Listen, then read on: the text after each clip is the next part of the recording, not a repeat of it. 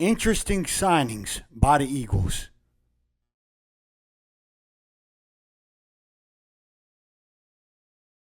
NFL free agency has been going on for about a week and a half now. With the Eagles, there's been some signings, some departures, and some restructured contracts. And I want to go over each individual move that the Eagles have made so far. So far, the Eagles have signed Tariq Woolen, Jonathan Jones, Arnold Itakibe, Taquan Graham, re-signed Braden Mann, re-signed Grant Calcaterra, which I have no idea why they did. Signed Johnny Munt, and best of all, re-signed Dallas Goedert.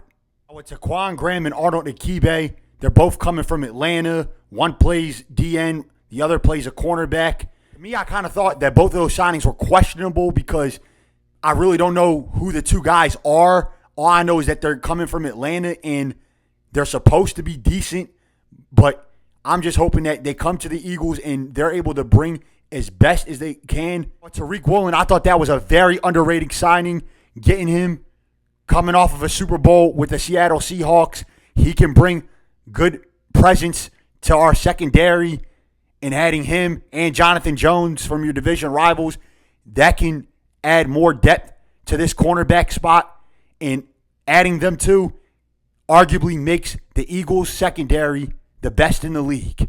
And those were two underrated signings. Braden Mann signing's kind of whatever because, he was our punter. He's been our punter for some years now. And if we were to lose him, we would have gotten the same kind of punter. And that was just what it was. Now, with Grant Calcaterra and Johnny Munt, I have no clue why that Howie Roseman felt the need to re-sign Grant Calcaterra and sign Johnny Munt.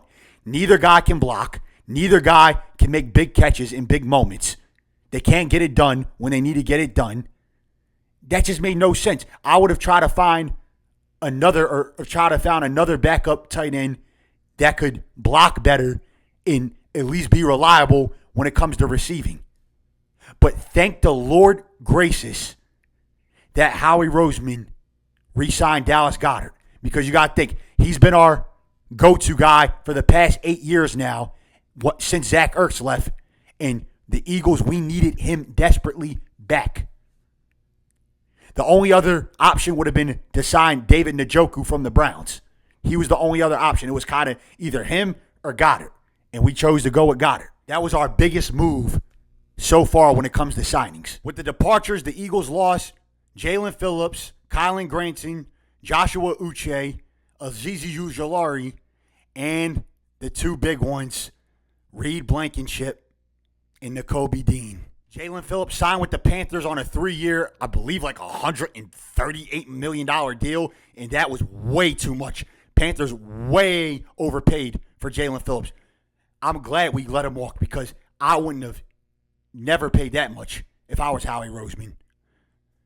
Nevertheless, you lose him.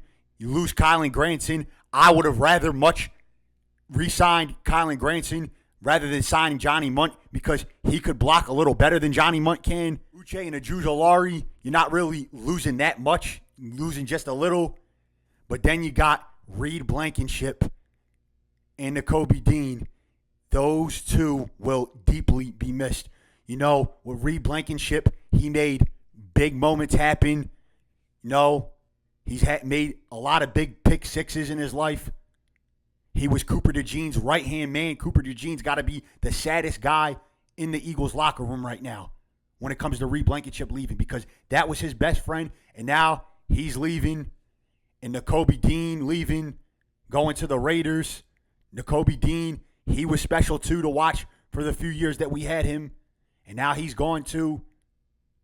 And now, as far as the defense goes, you got to find more pieces to add to this defense because right now, this defense doesn't look as good as it did last year. You got to add more pieces. Restructed contracts, the Eagles restructed Jordan Davis's contract, Michael Carter II's contract, and Landon Dickerson's contract. With Jordan Davis, he's big nasty. On defense, he is a force.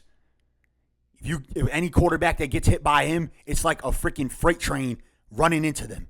He is an important piece to our defense. Second, you're keeping him for wide receiver depth. Then Landon Dickerson, keeping him important to our offensive line. He's been a Pro Bowl about 3 or 4 times now. He can block. He can stop defensive linemen from getting to the quarterback. Those 3, they deserve to stay here, and I'm glad they are. The question is, what's next for the Eagles? As far as the AJ Brown nonsense goes, I'm getting so sick and tired of the trade rumors. Oh, it's inevitable. AJ Brown's going to get traded. AJ Brown's going to get traded. AJ Brown's going to get traded. They're in heated talks. Nothing is going on. All that we've heard is that the Rams were in discussion and the Patriots were in discussion. And the Eagles, we backed off. Now, if they ask again, I would ask for something stupid from both the Rams and the Patriots. For the Patriots, I would ask for Stephon Diggs in 2 first-round picks if I was Howie Roseman. Or for the Rams, I would ask for Devontae Adams and Puka Nacua in a first-round pick just to shut the Rams up and the Patriots up and to stop them from making calls to try to trade for A.J. Brown. Because we've heard A.J. Brown talk about how important Philly is to him and how much he's called Philly his home. He loves our team. Some beef with Nick Sirianni and Kevin Patullo, but that's all washed away now. Kevin Patullo's gone. You don't have to worry about him no more. And Nick Sirianni, he's had discussions with A.J. already. So with the A.J. Brown nonsense, it needs to stop. Right now, it looks like he's staying an Eagle. But who knows? Maybe he could get traded. We've seen crazy things happen so far in this NFL free agency. Max Crosby and the Raiders had to back out the deal with the Ravens for some reason. I don't know why. And right now, he's staying with the Raiders. A lot of crazy things can happen. Anything can happen. Now, I've wondered to myself now, how will Jalen Hurts play next year? Can he play at an MVP type of level? And I think he can with getting a new offensive coordinator and getting a quarterback's coach to go along with that. One of the guys has already worked with Jordan Love. He'll do the same thing with Jalen Hurts. And Jalen Hurts can feed off of that, and he can force himself to do better when it comes to running and when it comes to passing, and he can definitely play at an MVP type level. And I believe that Jalen Hurts next year will at least be in the MVP conversation. Now with Saquon, people have started to say, analysts have started to say that Saquon is going to start to slow down a little, and I'm not denying that. I think, as running backs get older, they start to slow down a little bit more. I think with Saquon's case, I don't think that's the case because Saquon's always a horse and always an animal. He always brings that A game, and he always runs with force and runs with power and is always hungry to score. I think that he's still got a good 2-3 years left in him.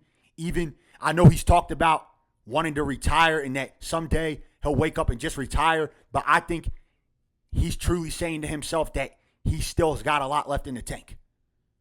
And hopefully we continue to see that with Saquon Barkley going into next year. I don't know if it's going to be the same as it was in 2024 where he just monsterly ran over everybody and whoever was in his way, but we can definitely see him still play at an elite level. But with the Eagles, a lot can still be done on both the offense and the defense. And the draft's coming up. That's going to be exciting.